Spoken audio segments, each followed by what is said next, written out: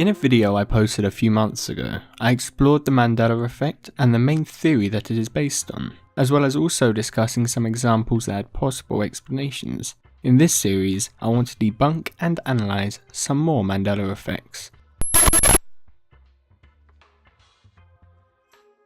The one quote that is remembered throughout the entire movie of Forrest Gump is, "My mama always said that life is like a box of chocolates." However, if you remembered it like that, you would be wrong, because the line is in fact, "My mama always said life was like a box of chocolates." Now, looking at the most recent thread regarding this topic, there were many people confused, suggesting that they've always known it as life is like a box of chocolates. Now, in my opinion, there are a few explanations that could explain why so many people misremember this iconic line. At this point, the line is so iconic and well known that people who may have not even seen the movie know the line, due to many movies and TV shows quoting it. Now, the problem with this is many people may hear this quote. "You know, mother, life is like a box of chocolates. You never know what you're going to get."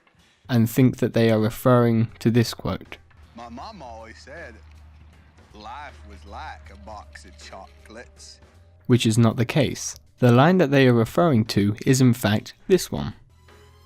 "Life is a box of chocolates, Forrest. You never know what you're gonna get." Because of this, many people assume that this is the Forrest Gump bench scene, and so say the line, "Mama always said life is like a box of chocolates." Now, this is just to clarify why it must be was instead of is, and it is a very simple answer, and that's because it's grammatically correct.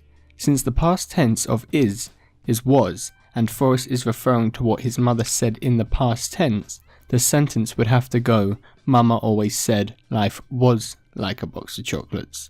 The problem with the Mandela effect in whole is it relies heavily on information that is very discrete and information you don't normally notice. This quote is a 4-second line from a 2.5-hour film, so no wonder people are going to hear it differently.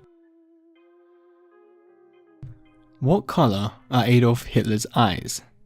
It's a pretty basic question, and you could probably answer it instantly without putting much thought into it. His eyes were brown, right? Wrong. His eyes were blue. Many Mandela effect supporters believe that this is proof that the Mandela effect is real, because hundreds of thousands of people all believe that Hitler's eyes weren't blue but were in fact brown.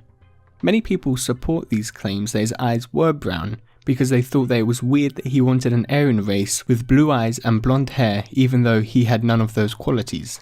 But there is quite a simple answer for why so many people claim that he had brown eyes, and the answer is that most of the pictures that we were shown in documentaries and history class are in black and white. Coloured pictures of Hitler are extremely rare, and editors and history teachers tend to find the first picture of Hitler they can find, which was a black and white picture. And because Hitler was thought to have quite dark blue eyes, in black and white his eyes look quite brown. And without any context, you would think that his eyes were brown.